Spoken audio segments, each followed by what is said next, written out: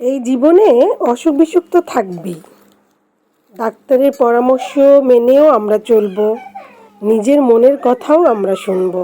মনকে সবসময় প্রাধান্য দিতে হবে তা না, কখনো কখনো মনের কথা আমরা শুনতেই পারি নিজের মানসিক শান্তির জন্য। কি বলেন?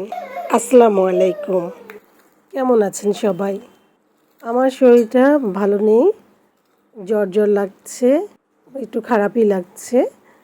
মন চাচ্ছে ঝাল ঝাল কিছু খাই, তাই আমি চিন্তা করলাম যে আজ আমি একটু ঝাল কিছু করি, মরিচ ভর্তা করা যায় কি না।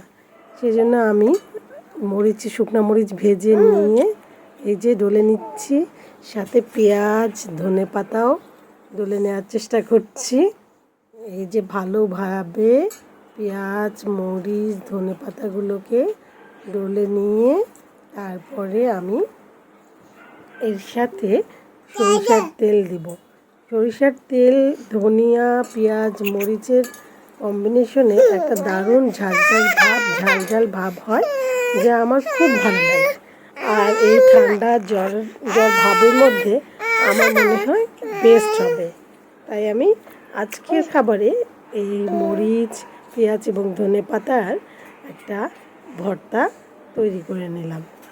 আর এর সাথে আমি নিয়ে নিয়েছি, বাহ এত সুন্দর গন্ধটা শুনে আমার শরীরটা অর্ধেকটা ভালো হয়ে যাচ্ছে।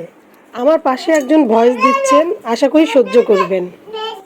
আমি ভয়েস দিতে এলে তার শুরু হয়ে যায়। মনের ব্যাপার, মন শান্তি তো দুনিয়া শান্তি।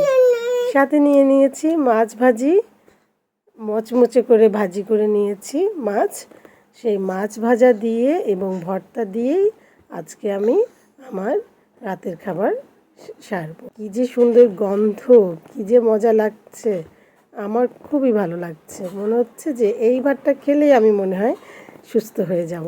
আপনাদের কার কার এমন হয়?